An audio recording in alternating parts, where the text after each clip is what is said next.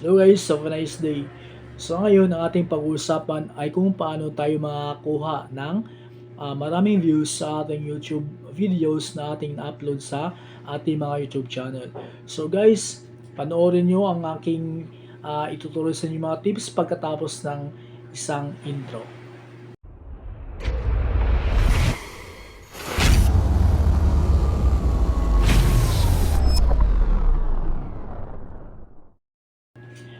Yun, welcome back guys. So ngayon ang ating pag-uusapan ay ang patungkol sa mga thumbnails. Kung paano natin gawing creative ang ating mga thumbnail.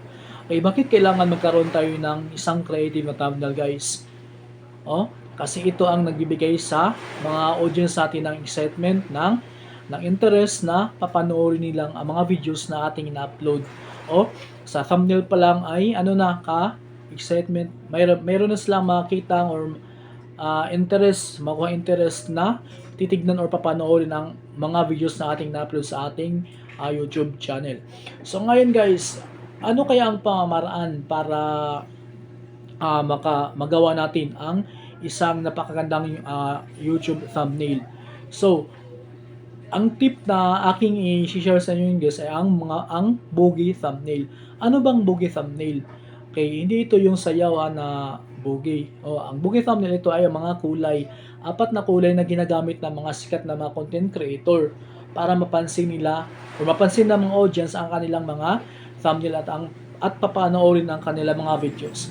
Okay, ang bogey guys, ito ay acronym ng apat na kulay. Ang B stands for blue, ang O ay ang orange, tapos ang G ay green, at ang Y ay ang yellow. So, yan yung bogey thumbnail. Okay, bakit kailangan magkaroon ng magandang thumbnail? O thumbnail pa lang ay nakaka-excitement na. Kasi nga, kung wala kang magandang thumbnail guys, kung hindi ka gagawa ng magandang thumbnail, walang kwenta ang mga videos mo kahit gaano pa yan kaganda o kahit napaka-informative pa yung video mo, pero yung thumbnail mo ay hindi kakit-akit, talagang hindi yan papansinin ng mga audience natin. Lalong-lalo na dun sa mga aspiring content creators na naghahanap ng mga tips. Okay, sa mga aspiring content creators guys, tapusin nyo ang tutorial to kasi nga ito ay nakatulong sa atin, lalong-lalo na dun sa mga baguhan. Okay, kapag kayo ay gagawa ng thumbnail ay gamitin nyo ang kulay na green, orange, blue at saka yellow. Huwag nating gayahin yung kulay ng YouTube app na black, red at saka white kasi nga hindi siya mag-stand out kung yun ang ating gagamiting kulay. So ang pinag-usapan nito ay ang paggawa ng magandang thumbnail. Ang kulay ay green, blue, orange at saka yellow.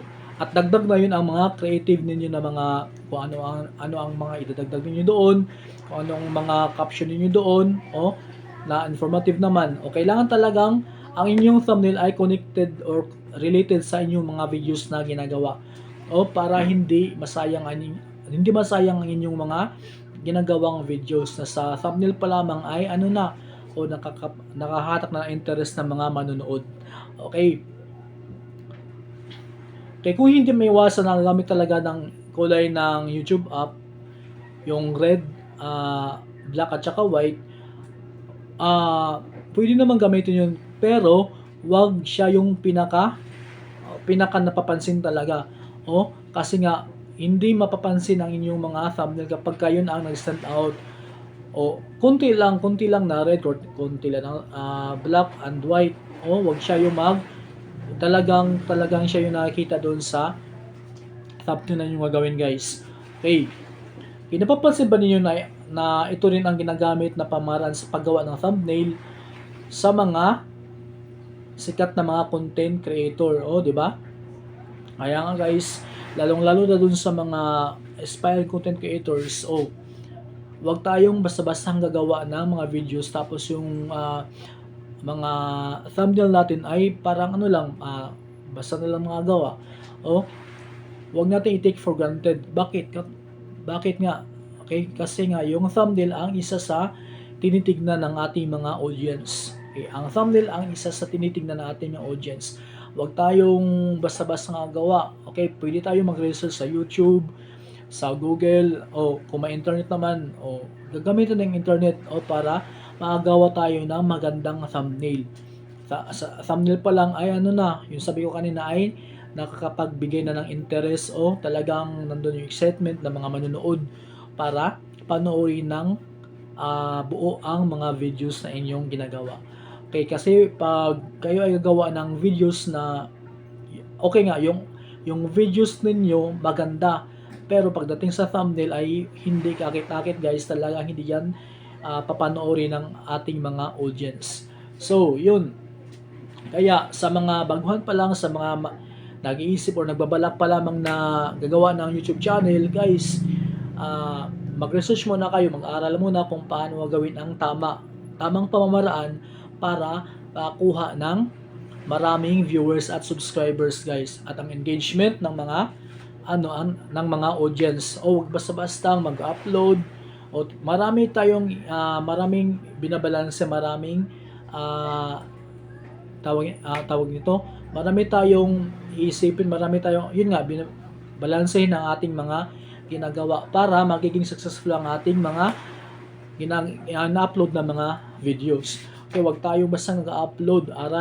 Aralin muna kung ano ang ating gagawin sa ating video. Sa thumbnail pa lamang ay ano na, yun nga, yung nakapagbigay and interest na sa ating mga audience. O wag nating sabihin, tama na yan, okay na yan, kasi maganda naman yung video. Wag ganun guys. O, isipin natin yung kabuuan, kasama doon yung thumbnail natin. Yung thumbnail natin kasama na doon sa kabuang video na ating ginagawa. Kasi nga, yun ang unang tinitignan, yun ang unang nakikita. Diba? Halimbawa, pag naghanap tayo ng mga videos sa YouTube, diba? Nakikita natin ang mga thumbnail. Hindi naman tayo mga sikat guys. Hindi naman tayo mga artista na kailangan pang mag-ano-ano. Kung okay na yan, walang thumbnail, artista naman, okay. Diba? Mas mag-exert pa tayo ng effort para magiging tanyag ang ating videos na mga ina-upload guys. Kaya nga, hindi naman tayo artista kagaya ko, di ba artista, pero nag-exert ako ng effort para makapansin-pansin yung aking mga videos. Okay, sa mga baguhan dyan guys, ito ang tip para sa inyo, para sa atin. Gawa tayo ng mabuting thumbnail, magandang thumbnail. Halimbawa, kapag creative ka na pagkatao, mas maganda, mas the best kung isa kang creative na pagkatao. Kasi nga, marami kang naiisip na ilalagay mo sa iyong thumbnail para mapansin talaga ang inyong mga videos guys. So, yun ang ating gagawin. Sa mga baguhan dyan, hindi pa huli ang lahat para magiging isang content creator guys sa YouTube or magiging isang vlogger. Sa mga baguhan dyan at sa mga nagbabalak na gusto maging content creator guys, hindi pa huli ang lahat para pasukin ang mundo ng mga vlogger. Okay guys, basta yun ang tip ko sa inyo. Kapag gusto kayong mag-vlog or gawa ng video tapos mag-upload, gawa muna kayo ng pinakamagandang YouTube thumbnail niyo guys para magiging kapansin-pansin ang inyong mga videos na i-upload sa YouTube. At saka yun din ang isang paraan para magiging successful or tagumpay o maraming mga views, maraming mag-subscribe sa inyong YouTube channel. So guys, yun lang, and God bless everyone. Sa mga baguhan, keep going.